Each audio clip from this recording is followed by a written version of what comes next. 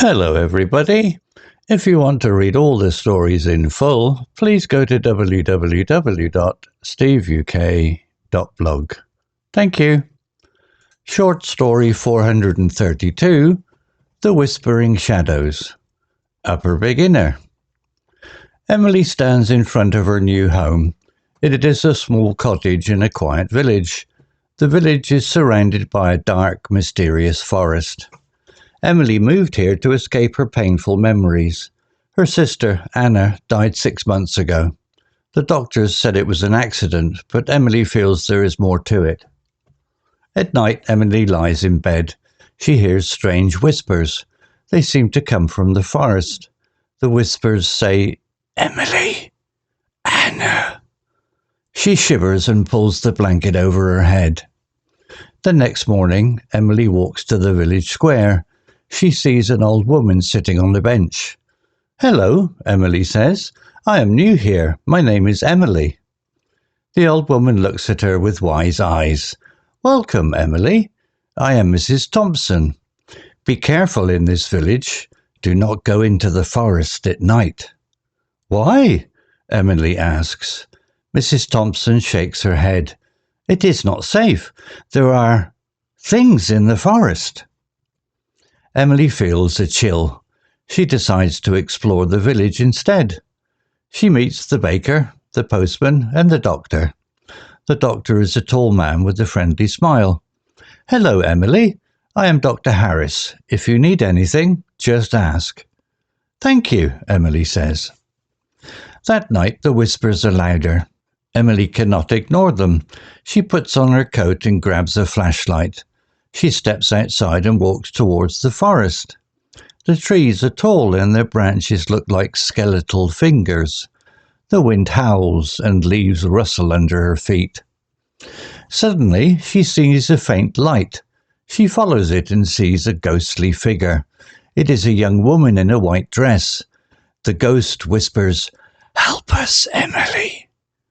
Emily's heart races. She turns and runs back to her cottage.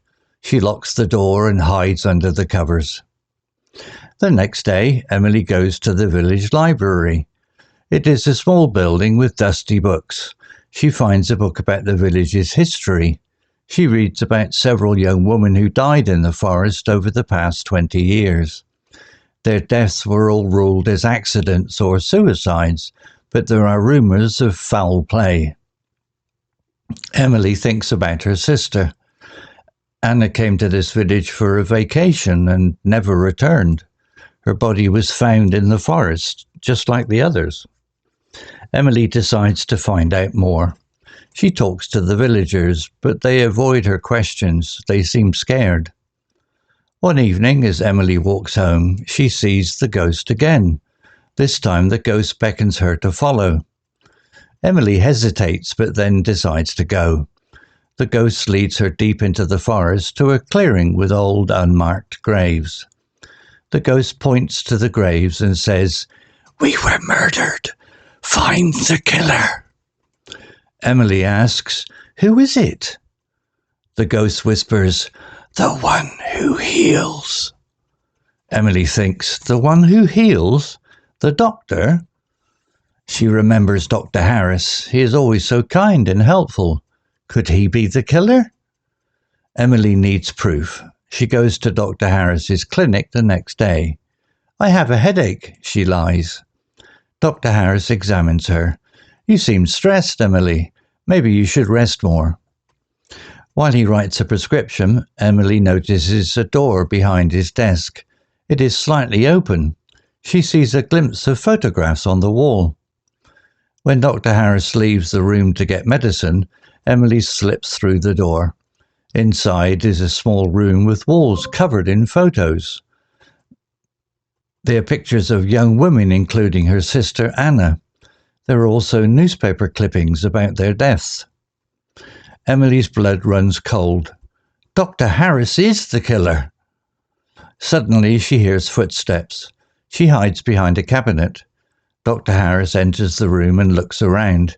He seems suspicious, but then leaves. Emily waits a few minutes and sneaks out of the clinic. She runs to her cottage and locks the door. She needs to call the police, but the village has no police station.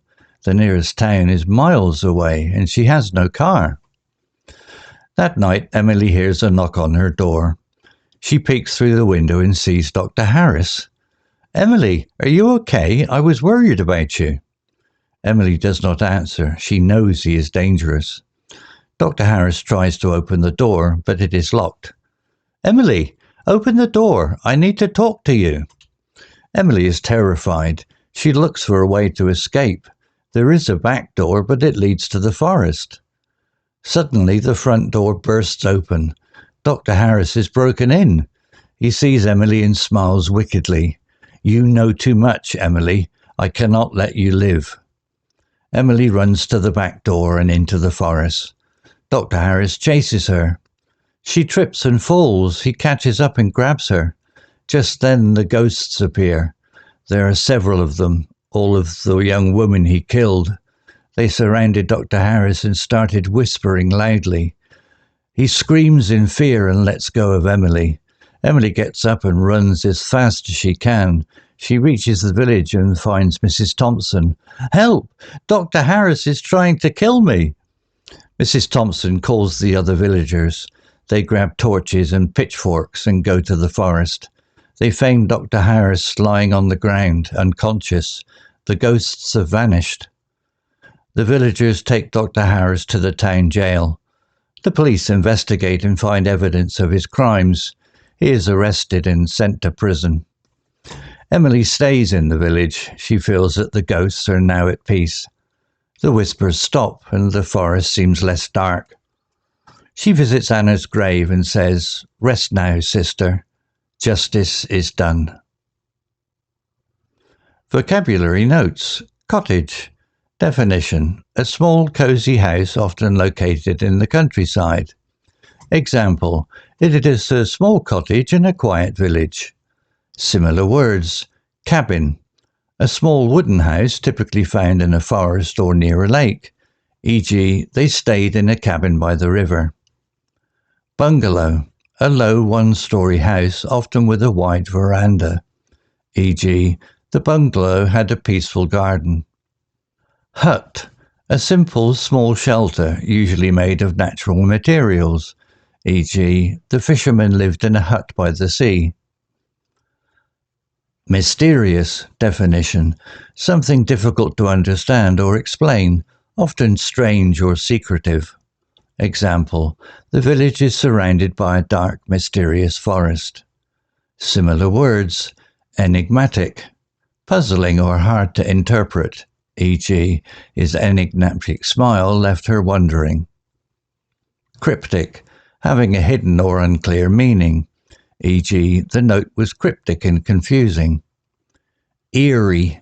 Strange in a way that causes unease or fear. E.g., the eerie silence filled the room. Whisper. Definition: to speak very softly, often in a secretive or quiet way. Example: she hears strange whispers. They seem to come from the forest. Similar words. Murmur. To speak in a low, indistinct voice. E.g., the crowd began to murmur in agreement. Mutter. To speak quietly and unclearly, often grumbling. E.g., he muttered something under his breath. Hiss. To make a sharp, sibilant sound, often to show displeasure. E.g., she hissed at him to be quiet. Shiver. Definition: to shake slightly, typically due to cold or fear. Example: she shivers and pulls the blanket over her head. Similar words. Tremble.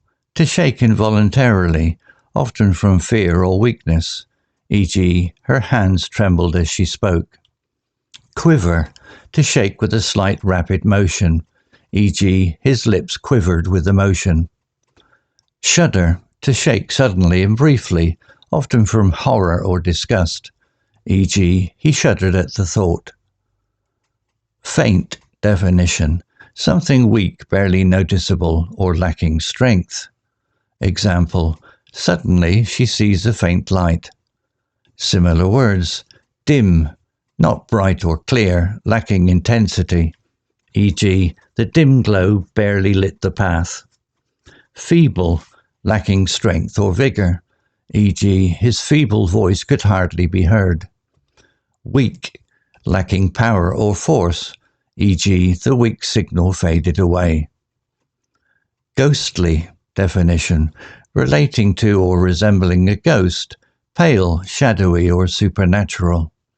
Example, she follows it and sees a ghostly figure.